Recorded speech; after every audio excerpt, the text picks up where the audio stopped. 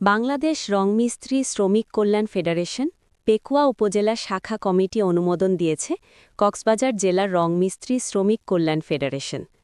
২৪ November Cox's Bazar জেলার রংমিস্ত্রি শ্রমিক কল্যাণ ফেডারেশনের সভাপতি মোহাম্মদ নোমান এবং সাধারণ সম্পাদক মোহাম্মদ রাশেদের স্বাক্ষরিত এক প্রেস বিজ্ঞপ্তির মাধ্যমে এই কমিটি অনুমোদন দেওয়া হয়।